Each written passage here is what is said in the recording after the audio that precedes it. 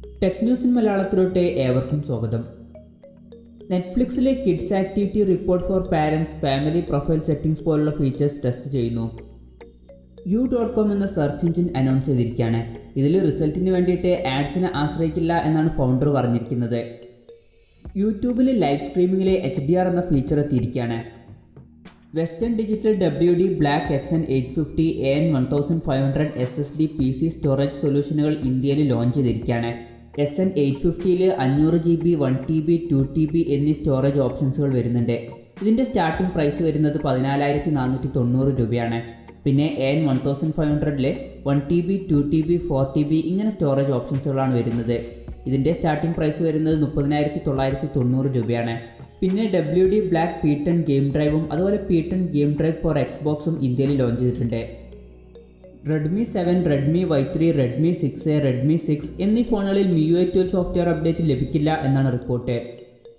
Creative stage V2 എന്ന sound bar ഇന്ത്യയിൽ launch ചെയ്തിരിക്കുകയാണ്. ഇതിൽ സബ് വൂഫറും വരുന്നുണ്ട്. ഇതിൻ്റെ വില വരുന്നത് 17,999 രൂപയാണ്.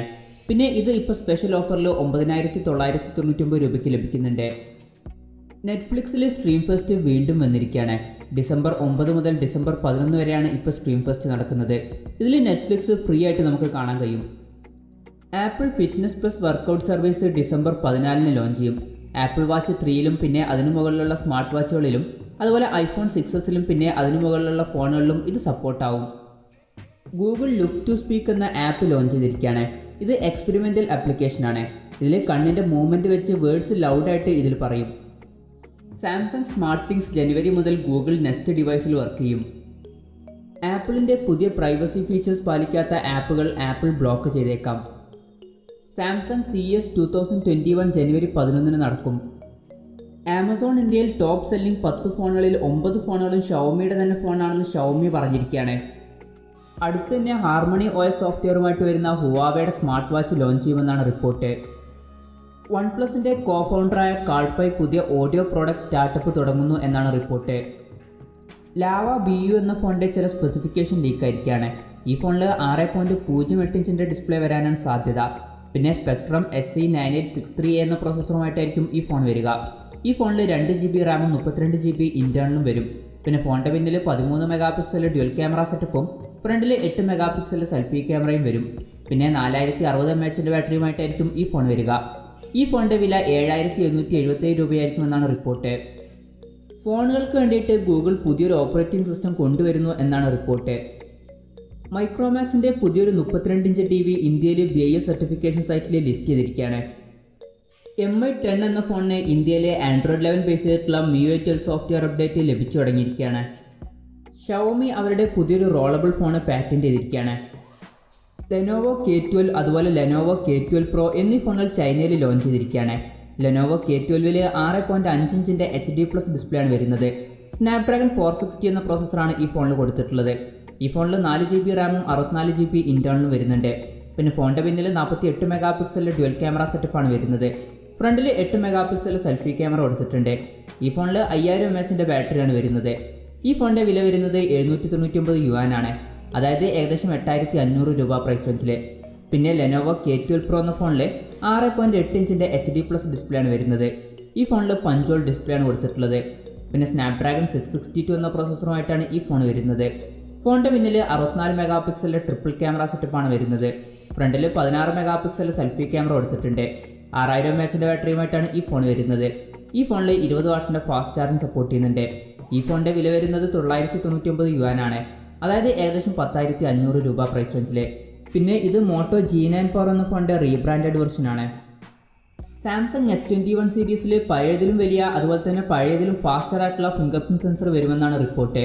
പിന്നെ ഇൻഡിസ്പ്ലേ ഫിംഗർ പ്രിൻറ്റ് സെൻസറുമായിട്ടായിരിക്കും ഈ ഫോൺ വരിക. MediaTekന്റെ അടുത്ത ഫ്ലാഗ്ഷിപ്പ് പ്രോസസ്സർ 2021 ഫസ്റ്റ് ക്വാർട്ടറിൽ ലോഞ്ച് ചെയ്യുമെന്നാണ് റിപ്പോർട്ട്. ഇത് TSMCയുടെ 6nm പ്രോസസ്സർ ആയിരിക്കാനാണ് സാധ്യത. പിന്നെ ചിലപ്പം ഇത് MT693 എന്ന പ്രോസസ്സറും അയക്കാം. വിവോ X60 സീരീസ് ഡിസംബർ 28 ചൈനയിൽ ലോഞ്ച് ചെയ്തേക്കാം എന്നാണ് റിപ്പോർട്ട്. Exynos 1080 എന്ന പ്രോസസ്സറുമായിട്ടായിരിക്കും ഈ ഫോൺ വരിക. പിന്നെ ഫോണിൻ്റെ ഡിസ്പ്ലേയിൽ 120 Hz റിഫ്രഷ് റേറ്റ് സപ്പോർട്ട് ചെയ്യുന്നതായിരിക്കും. പഞ്ചോൾ ഡിസ്പ്ലേയുമായിട്ടായിരിക്കും ഈ ഫോണുകൾ വരിക. ഓപ്പോയുടെ 125 വാട്ടിൻ്റെ ഫാസ്റ്റ് ചാർജർ വെച്ചിട്ട് 4500 mAh ബാറ്ററി 20 മിനിറ്റ് കൊണ്ട് ചാർജ് ചെയ്യാൻ കഴിയുമെന്നാണ് റിപ്പോർട്ട്. എന്നാൽ ഹീറ്റിംഗ് കറക്റ്റായിട്ട് കൺട്രോൾ ചെയ്യാൻ കഴിയാത്തതുകൊണ്ട് തന്നെ ഓപ്പോയുടെ അടുത്ത ഫ്ലാഗ്ഷിപ്പ് ഫോണിൽ 125 വാട്ടിൻ്റെ ഫാസ്റ്റ് ചാർജറിന് പകരം 65 വാട്ടിൻ്റെ ഫാസ്റ്റ് ചാർജർ ആയിരിക്കും വരിക എന്നാണ് റിപ്പോർട്ട്. മീഡിയാടെക്കിൻ്റെ ഡിമെൻസിറ്റി 800U എന്ന പ്രോസസ്സർ ഇന്ത്യയിൽ ലോഞ്ച് ചെയ്തിരിക്കുകയാണ്. ഇതിൽ 5G സപ്പോർട്ട് ചെയ്യുന്നുണ്ട്. ഈ ഒരു പ്രോസസ്സറിൽ 2.4 GHz ക്ലോക്ക് ചെയ്യുന്ന കോർട്ടെക്സ് A76ൻ്റെ 2 കോറുകളും പിന്നെ 2 GHz ക്ലോക്ക് ചെയ്യുന്ന കോർട്ടെക്സ് A55ൻ്റെ 6 കോറുകളും വരുന്നുണ്ട്. മിക്കവാറും ഈ ഒരു പ്രോസസ്സറുമായിട്ട് വരുന്ന ആദ്യത്തെ ഫോൺ റിയൽമി X7 ആയിരിക്കും. റെഡ്മി K40 എന്ന ഫോണിൻ്റെ ചില റെൻഡേഴ്സ് പുറത്തു വന്നിരിക്കുകയാണ്. സ്നാപ്ഡ്രാഗൺ 888 എന്ന പ്രോസസ്സറുമായിട്ടായിരിക്കും ഈ ഫോൺ വരിക. ഈ ഫോണിൽ ആൻഡ്രോയിഡ് 11 ബേസ് ചെയ്തിട്ടുള്ള MIUI 12 സോഫ്റ്റ്വെയർ വരും. പിന്നെ ഈ ഫോണിൽ 5000 mAh ബാറ്ററി വരുന്നതായിരിക്കും. ഈ ഫോണിൽ 55 വാട്ടിൻ്റെ ഫാസ്റ്റ് ചാർജിങ് സപ്പോർട്ട് ചെയ്യുന്നതായിരിക്കും. ഈ ഫോണിൻ്റെ ഫ്രണ്ടിൽ പഞ്ചോൾ ഡിസ്പ്ലേ ആയിരിക്കും വരിക. പഞ്ചോൾ വരിക ടോപ്പ് സെൻറ്റർ ഭാഗത്തായിട്ടായിരിക്കും. സാംസങ് E62 എന്ന ഫോണിൻ്റെ ബാക്ക് പാനലിൻ്റെ ഇമേജ് ലീക്ക് ആയിരിക്കുകയാണ്. ഫോണിൻ്റെ പിന്നിൽ സ്ക്വയർ ഷേപ്പിലുള്ള ക്യാമറ മോഡ്യൂളാണ് കൊടുത്തിട്ടുള്ളത്. മുമ്പ് സാംസങ് F62 എന്ന പേരിൽ ലീക്കായിട്ടുള്ള ഫോണാണിത്. പിന്നെ ഈ ഒരു ഫോൺ Exynos 9825 എന്ന പ്രോസസ്സറുമായിട്ടായിരിക്കും വരിക. സാംസങ് A72 എന്ന ഫോണിൻ്റെ പിന്നിൽ ക്വാഡ് ക്യാമറ സെറ്റപ്പ് വരുമെന്നാണ് റിപ്പോർട്ട്. ഈ ഫോണിൻ്റെ പിന്നിൽ 5 ക്യാമറ സെൻസേഴ്സ് ഉണ്ടാകുമെന്നുള്ള റിപ്പോർട്ടുകൾ മുമ്പുണ്ടായിരുന്നു. പിന്നെ ഈ ഫോണിൽ OISൻ്റെ സപ്പോർട്ട് ഉണ്ടാകാൻ സാധ്യതയുണ്ട്. പിന്നെ ഇത് 5G സപ്പോർട്ടുമായിട്ട് വരുന്ന ഫോണായിരിക്കും. സാംസങ് S21 എന്ന ഫോൺ US-ലെ FCC സർട്ടിഫിക്കേഷൻ സൈറ്റിൽ ലിസ്റ്റ് ചെയ്തിരിക്കുകയാണ്. US വെർഷനിൽ സ്നാപ്ഡ്രാഗൺ 888 എന്ന പ്രോസസ്സറായിരിക്കും വരിക. പിന്നെ സാംസങ് S21 സീരീസ് ഗ്ലോബലി ജനുവരി 14 ലോഞ്ച് ചെയ്യുമെന്നാണ് റിപ്പോർട്ട്. എന്നാൽ ഇന്ത്യൻ ലോഞ്ച് കുറഞ്ഞത് ഒരാഴ്ചയെങ്കിലും ഡിലേ ആകുമെന്നും പറയപ്പെടുന്നുണ്ട്. സാംസങ് S21 സീരീസിൻ്റെ വില സാംസങ് S20യുടെ അതേ പ്രൈസ് റേഞ്ചിലായിരിക്കുമെന്നും റിപ്പോർട്ടുകളുണ്ട്.